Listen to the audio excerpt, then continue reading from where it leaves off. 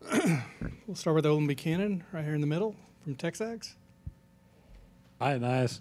And we've just heard some of your teammates talk about goals to win championships and things like that. And this year, they think that, in your opinion, in your words, why do you think this team can actually win championships and beat teams like Alabama this year? Number one, we just have a lot of trust in each other, faith that we can win, and it's definitely not any doubt in our minds that we don't have the ability to be able to go make a run and go win a championship. So really, we just have all the faith in ourselves. That's the best way to put it. Let's go front left to Travis. Now that Haynes has been named the starter, what is that chemistry like that you've had with him, and how has the team kind of rallied around him since that announcement? Both guys have definitely,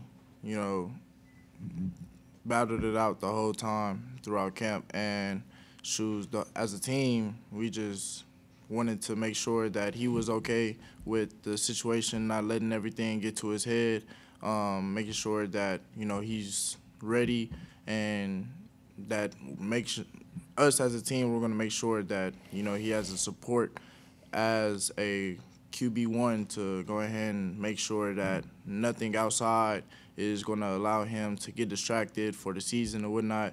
Really just trying to keep him level-headed and making sure that nothing, doesn't fly over his head and whatnot.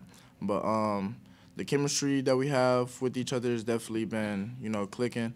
Is getting better each and every day. And also, while we still have Zach as the backup, that's just making him go even harder just because he knows that even though he has the number one spot, he still has to continue to work. So, everything is working in line the way it's supposed to. Let's go to Cole here in right front.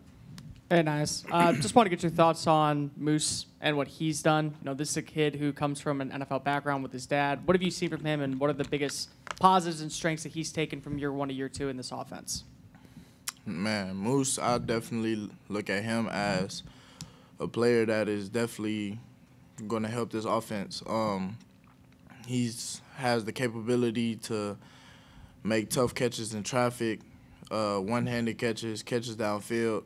So, he's a great player. His strengths, he definitely is a person that can focus when he needs to.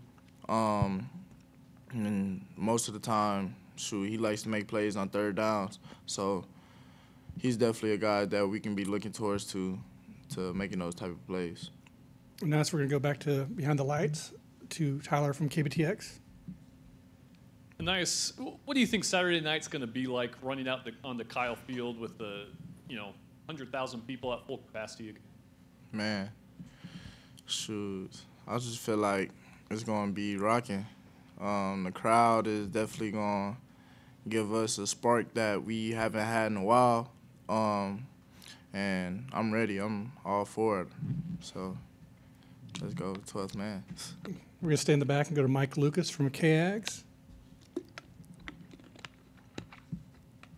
Hey, nice. I know last year, week one against Vanderbilt wasn't the best offense performance of the year for you guys. So you guys look at this week one as more of a tone setter and a way to kind of get things off started right as opposed to last.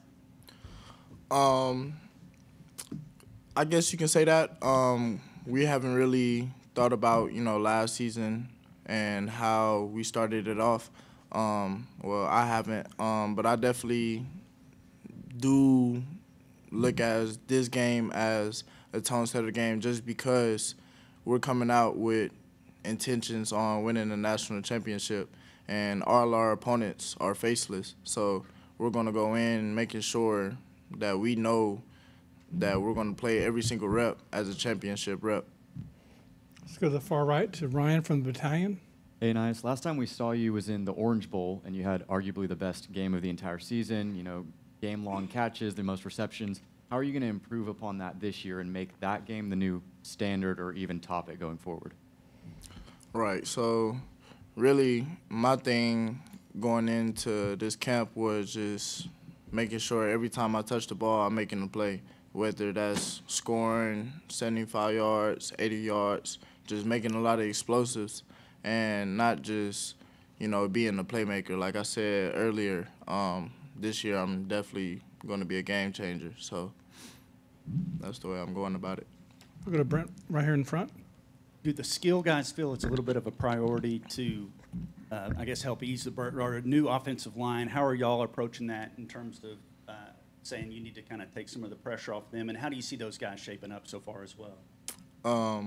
When you say those guys, you mean the receivers? Offensive line. Oh, okay, I'm sorry, okay. yeah. In terms of how do you see the new offensive line shaping up? Seems like the biggest question on offense.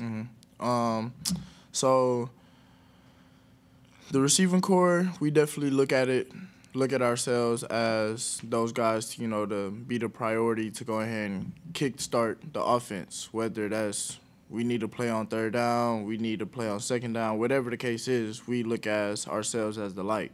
And the offensive line has definitely improved. We have a great help with leadership from Kenyon Green, Layden Robinson.